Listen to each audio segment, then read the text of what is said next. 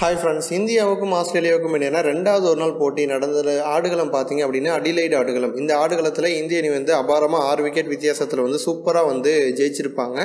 So இந்திய அணியில் விராட் கோலி சூப்பராக விளையாண்டுருப்பார். அதே மாதிரி பார்த்தீங்கன்னா ஹிட்மேன் ரோஹித் சர்மாவும் நல்லா விளையாண்டுருப்பார் ஓப்பனிங்கில். கடைசி நேரத்தில் தோனி மற்றும் தினேஷ் கார்த்திக் இவங்க 2 பேரும் அபாரமாக விளையாண்டுருப்பாங்க. இதன் மூலமாக பார்த்தீங்க அப்படின்னா இந்திய அணி பார்த்தீங்கன்னா சூப்பரான ஒரு சாதனை ஒன்று பண்ணியிருக்காங்க. அதாவது இந்த அடிலைட் ஆடுகளம் அப்படிங்கிறது முழுவதும் பேட்டிங்க்கு சாதகமான ஆடுகளம் அப்படின்னு சொல்லிட முடியாது. ஏன்னா இந்த ஆடுகளத்தில் ஹையஸ்ட் ரன் சேஸ் அப்படின்னு பார்க்கும்போது 1999 இலங்கைக்கும் இங்கிலாந்துக்கும் நடந்த போட்டியில் ஸ்ரீலங்கா அணி 303 ரன்கள் அடித்து சேஸ் பண்ணியிருப்பாங்க. அதுதான் ரெக்கார்டாக இருந்துச்சு. ரெண்டாவது இடத்துல பார்த்தீங்க அப்படின்னா 1983 நியூசிலாந்துக்கும் இங்கிலாந்துக்கும் எதிரான போட்டியில் நியூசிலாந்து அணி 297 ரன்கள் சேஸ் பண்ணி ஜெயிச்சிருப்பாங்க. அதுதான் சாதனையாக இருந்துச்சு. அந்த சாதனையை இப்போ இந்திய அணி முறியடிச்சு ரெண்டாவது இடத்துக்கு வந்திருக்காங்க. கிட்டத்தட்ட ஒரு 36 வருஷமாக நியூசிலாந்து சேஸ் பண்ணதான் ரெண்டாவது இடத்துல இருந்துச்சு. அந்த சாதனையை காலி பண்ணிட்டு இப்போ இந்திய அணி ரெண்டாவது இடத்துக்கு வந்திருக்காங்க.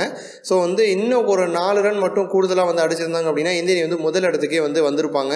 அந்த வகையில் பார்த்தீங்க அப்படின்னா அடிலைட் ஆடுகளத்தில் ஆஸ்திரேலியா மண்ணில் வச்சு ஆஸ்திரேலிய அணியை சேசிங் ரெண்டாவதாக பேட் பிடிச்சி ஆஸ்திரேலியா தோற்கடிச்ச பெருமையும் இந்திய அணிக்கு வந்திருக்கு. ஸோ அடுத்த போட்டி பார்த்தீங்க அப்படின்னா பெரிய ஒரு எதிர்பார்ப்பு உருவாக்கியிருக்கு. இது போன்ற இன்னும் பல ஸ்போர்ட்ஸ் செய்திகளை தெரிஞ்சுக்க ரெட் கலர் பாக்ஸை கிளிக் பண்ணி நம்ம சேனலை சப்ஸ்கிரைப் பண்ணுங்க. இந்த வீடியோ உங்களுக்கு பிடிச்சிருந்துச்சு அப்படின்னா லைக் பண்ணுங்க, ஷேர் பண்ணுங்க. நன்றி.